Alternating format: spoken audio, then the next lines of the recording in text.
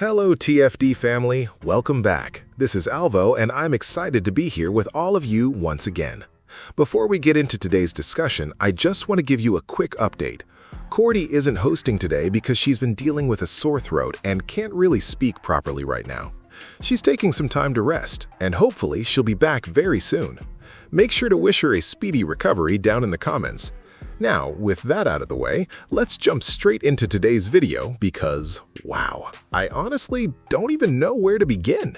This was one of the ugliest Indiana Fever performances I've watched all season. Seriously. I'm sitting there watching this game thinking, there's no way this is actually happening. This wasn't just a bad loss. This wasn't just an off night. This was the kind of performance that somehow managed to make the Los Angeles Sparks look like a legitimate contender, and that's what shocked me the most. You can throw out all the excuses you want. You can say Aaliyah Boston wasn't available, you can point to injuries, you can mention lineup changes, but we've already seen this Indiana Fever team beat this same Sparks squad before. Earlier this season, they were up by 20 points against Los Angeles with Kelsey Plum playing. They were also up 20 against them without Aaliyah Boston. We've literally watched this matchup already. So what happened this time? Because whatever happened on that court made absolutely no sense. I honestly don't even know what Stephanie White was trying to accomplish. I don't know what the rotations were supposed to accomplish. I don't know what the game plan was.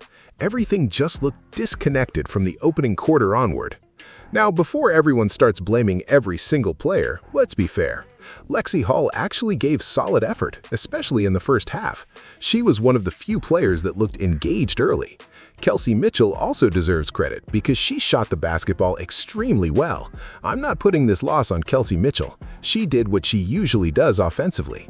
And yes, I understand Sophie Cunningham was dealing with back spasms. That obviously affects rotations and defensive assignments. Nobody's ignoring that. But even with those circumstances, how do you allow Ray Burrell to explode for 22 points? How do Darica Hamby and Nneka Ogwumike combine for 45 points?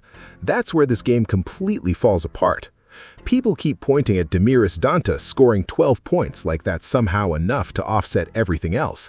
Yes, she scored, but look at who she was matched up against. Those matchups absolutely dominated. That's the issue. Tyasha Harris, honestly, I thought she was perfectly fine. She wasn't spectacular, but she wasn't the reason Indiana lost. Raven Johnson, she's still a rookie. Young players have rough nights. That's going to happen. You can give her some grace. But overall, this team simply didn't compete consistently enough. Now, let's talk about Caitlin Clark. This is probably the hardest part to evaluate because statistically, she had a terrible game. 9 points, 4 for 12 shooting, 3 assists, 4 turnovers. Most of those turnovers were live ball turnovers that immediately became transition opportunities for Los Angeles. Maybe one of them could be blamed on miscommunication with a teammate. The rest? Those were on Caitlin. No point pretending otherwise. She also grabbed 4 rebounds in limited action.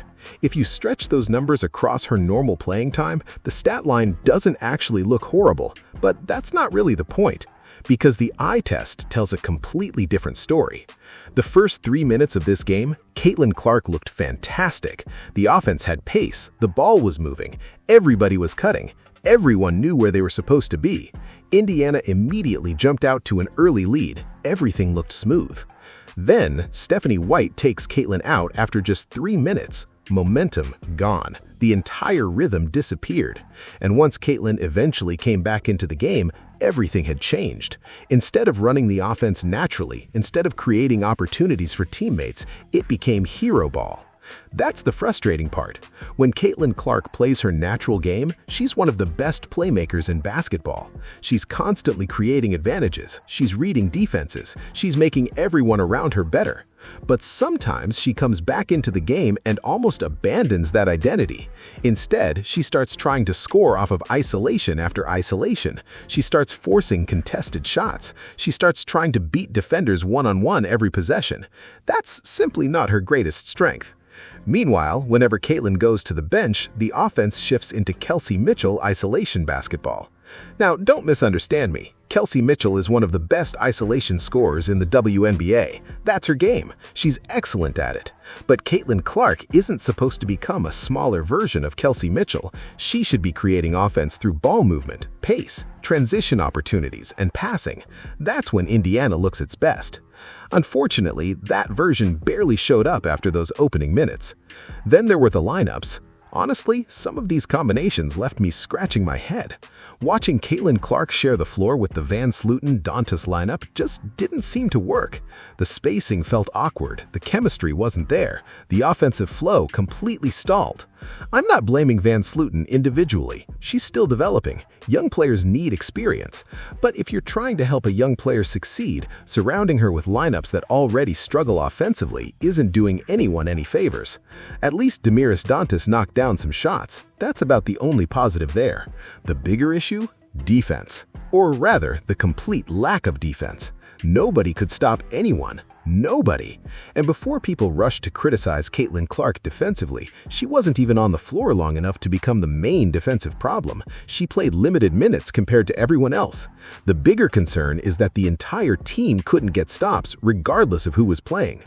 People also keep saying turnovers lost the game. Sure, turnovers mattered, but Caitlin only committed 4 of the team's 16 turnovers. There were 12 others spread across the roster. This wasn't one player's collapse. This was a complete team breakdown. Another conversation that probably needs to happen involves Lexie Hall. I've seen people constantly describe her as an elite perimeter defender. I think that reputation deserves another look. She hustles, she dives for loose balls, she takes charges, she rebounds well. Nobody questions her effort. What exactly was the point of playing Caitlin Clark for only 15 minutes? Seriously, what was the purpose? If you're only going to give your franchise player limited minutes, what are you really trying to accomplish? It didn't help the team, and it certainly didn't help Caitlin establish any rhythm offensively. She finished with just 9 points and 3 assists, and naturally, those numbers are going to affect her season averages. A lot of fans are already questioning whether these decisions are hurting her production. Whether you agree with that or not, it's hard to ignore how unusual the rotation looked. For much of the game, Caitlin Clark was on the sidelines, spending long stretches on the stationary bike instead of being on the floor trying to help her team. Then, after committing a turnover, she was taken out of the game again. Meanwhile, fans have pointed out that Kelsey Mitchell isn't always removed immediately after committing turnovers herself. That's where the frustration comes from. People simply want consistency in how every player is coached and held accountable. What makes the situation even more confusing is that Caitlin Clark reportedly isn't expected to play in the next game. If that's the case, many fans are wondering why her minutes were restricted so heavily in this matchup instead of allowing her to play through mistakes and find her rhythm. Now, let's be fair. Caitlin Clark wasn't perfect. She finished 4 for 12 from the field, 1 for 6 from three-point range, and had 4 turnovers. A couple of those turnovers were clearly her responsibility, and she deserves criticism for those mistakes. But it's also difficult to expect efficient shooting when a player never gets the opportunity to settle into the flow of the game. That's why many people believe this loss wasn't about one player. They believe it was about the overall game plan, the coaching decisions, the rotations, and how the Indiana Fever managed the entire night. Whether you agree or disagree, one thing is certain. This performance has sparked serious questions about the direction of the organization and the decisions being made by the coaching staff. But effort alone doesn't automatically make someone a lockdown defender. Ray Burrell had the best offensive night of her career. That happened while Lexie was one of the primary defenders. Sometimes we have to separate hustle from actual defensive effectiveness. Those aren't always the same thing. Then we get to the front court rotations. Monique Billings and Misha Hines-Allen both played fewer minutes than Damiris Dantas. Why? I genuinely don't understand that decision. Even if Dantas scores 12 points, if she's consistently giving those points right back on the defensive end, what's the net benefit? At some point, defensive resistance has to matter. Throughout the game, Indiana simply looked flat. No urgency, no communication, no intensity, no energy. Everything felt lifeless.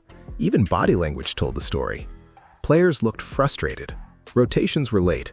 Closeouts were slow. Loose balls consistently ended up in Sparks' hands. That's effort. That's focus. Those things have nothing to do with talent. Raven Johnson struggled. Again, she's a rookie. She'll improve. That's expected. But when you add together inconsistent rookie play, defensive breakdowns, poor rotations, and offensive confusion, you end up with exactly what we watched, one of the most disappointing Fever performances of the season. Here's another surprising statistic. Caitlin Clark played only the 7th most minutes on the team. Think about that.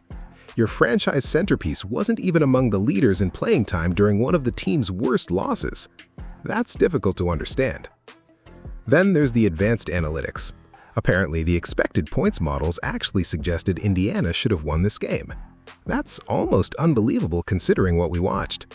Because from the eye test, it felt like Los Angeles simply wanted it more. Indiana built a lead, then completely stopped playing with urgency. Meanwhile, the Sparks kept attacking.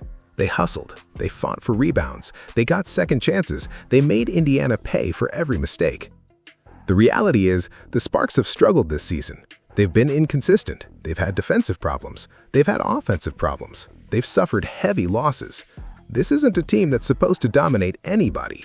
Yet somehow, Indiana made them look fantastic. The Sparks had recently allowed massive point totals over multiple games. This was supposed to be an opportunity for the Fever offense to control the game. Instead, Indiana gave up over 100 points. Again. And that's becoming a disturbing trend. The Indiana Fever are now approaching one of the worst defensive statistical seasons in league history. They've already allowed 100 or more points an alarming number of times. There are still 23 games remaining. That's incredible, and not in a good way. What's even more confusing is that Stephanie White has built her reputation as a defensive coach. Defense is supposed to be her specialty. So how does a coach known for defensive structure oversee one of the weakest defensive teams in recent WNBA history? That's the million-dollar question. Nothing about Indiana's defensive identity makes sense right now. They're giving up easy transition baskets, they're allowing open three-pointers, they're losing rebound battles, they're struggling in pick-and-roll coverage. Communication constantly breaks down. Every defensive possession feels like an adventure. At this point, it's honestly becoming difficult to even get angry. That's how strange this performance was. Sometimes games are so unbelievably bad, all you can do is laugh. Not because it's actually funny, but because you're sitting there wondering how professionals could play this disconnected. Indiana has far too much talent to look like this. Caitlin Clark, Kelsey Mitchell, Aaliyah Boston, Lexie Hull, Sophie Cunningham, Tyasha Harris, Damiris Dantas, Monique Billings, Maisha Hines-Allen. There are quality players on this roster, yet the product on the floor simply isn't matching the talent available. Hopefully this serves as a wake-up call, because if Indiana wants to compete with the best teams in the WNBA, these defensive issues have to be fixed immediately. The offense needs to return to playing through Caitlin Clark's playmaking. The rotations need more consistency, the effort level has to improve, and above all else, this team has to rediscover its identity before these losses become the norm instead of the exception. But that's just my opinion. What did you think about this performance? Who do you believe deserves the most blame for this loss? Was it coaching? Was it the defense? Was it the rotations? Or was it simply one of those nights where absolutely nothing went right? Let me know your thoughts down in the comments below. If you enjoyed today's video, don't forget to leave a like, subscribe to the channel, and turn on notifications so you never miss another upload. Thanks for watching, and I'll see you all in the next one.